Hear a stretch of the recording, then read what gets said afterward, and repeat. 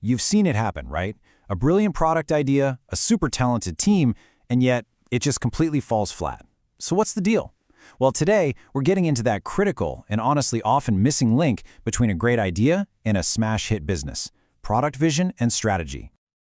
So let me just kick things off with what might be the single most important question a product leader can ask. And I'm serious. Think about what you're working on right now. Can you draw a perfectly straight line from a feature your team is building to a key business result, like revenue or user retention? If that line is a little squiggly, or maybe it's not there at all, don't worry. You're definitely not alone, and that's exactly what we're going to sort out today. And here's the kicker, the part that most people miss. We love to blame failure on bugs or blown deadlines, right? But the truth is, failure usually starts way earlier than that. It's not about writing bad code. It's about having a bad plan, or maybe no plan at all. Think about it. A team executing flawlessly but in the completely wrong direction is still going to end up in the wrong place. Okay, so to get us all on the right track, we've got to start with the absolute fundamentals. This first part is all about getting crystal clear on two of the most foundational and, let's be honest, most confused concepts out there: vision and strategy. It's time to finally nail down the why and the how. So, your product vision. Think of it as your North Star. It's not a list of features, it's not a roadmap. It is the destination. It's that big, inspiring picture of the future that gets everyone, from the engineers to the marketers, genuinely excited to show up to work. It answers those huge questions. What dent are we trying to put in the universe? Now, what makes a vision actually work? It can't just be some generic, feel-good mission statement. It has to be inspiring, something people can really believe in. It has to be super clear so everyone understands it, and it has to be focused on a real problem. But that last one, customer-centric, that's the secret sauce. It has to be based on a real job to be done. You know that core problem your customer is basically hiring your product to solve for them? That's what gives a vision real power. Okay, this slide really just cuts right to the chase. Your vision, that's the why. Your strategy, that's the how. But let's put it another way. Imagine your vision is this huge mountain you've decided to climb. Your strategy is the specific path you've chosen to get to the top. See, without the mountain, the vision, your path is just a random walk in the woods. You're just reacting. But without a path, the strategy, that mountain is just going to be a beautiful but totally unreachable daydream.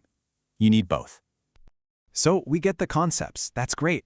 But what do we do with them? How do we actually turn this stuff into reality?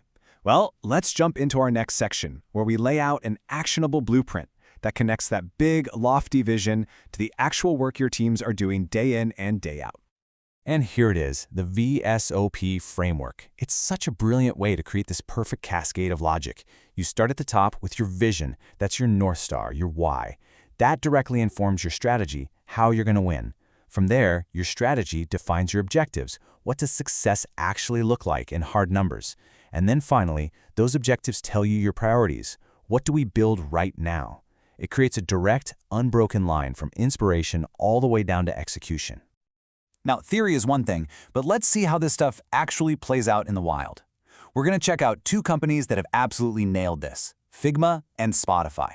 They are, seriously, the perfect case studies for how a powerful vision, when you pair it with a razor-sharp strategy, creates a product that's pretty much unstoppable. Just look at that. The beautiful simplicity of Figma's vision. It isn't vague, it's not packed with buzzwords. It states a clear problem. Design is stuck on the desktop and done in silos.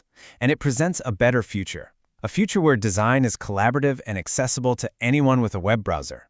Literally every single word in that sentence is doing some serious heavy lifting. And boom, here's the how. Every single one of these strategic pillars flows directly from that vision. To be browser-based, well, you have to be cloud-native. To be collaborative, you absolutely need real-time features. And to really double down on that collaboration, you build a community and you solve that painful handoff between designers and developers. You see that connection? It's just perfect. Now let's switch gears and look at Spotify. Their vision is way broader, right? It's much more aspirational. It's not just about listening to songs, it's about empowering creativity itself. I mean, that is a massive, ambitious goal, and it's going to require an equally massive and ambitious strategy to even begin to pull it off. So how in the world do you execute on a vision as huge as unlocking human creativity? Well, you sure don't do it by just being a better music player. No, you attack it from all sides. First, hyper-personalized recommendations, because discovering new art is part of the creative process. Second, you build powerful tools for the actual creators, giving artists the keys to find their audience. Third, you make sure distribution is seamless, removing all the friction. And finally, you wrap it all in a consistent experience on every single device, so creativity is never more than a tap away. Each of these is a deliberate move toward that gigantic vision. So we've covered the theory, and we've seen it in practice. For this last section, let's talk about how to keep this alignment strong over the long haul, and, maybe just as important, what common traps you have to watch out for that can sink even the best laid plans.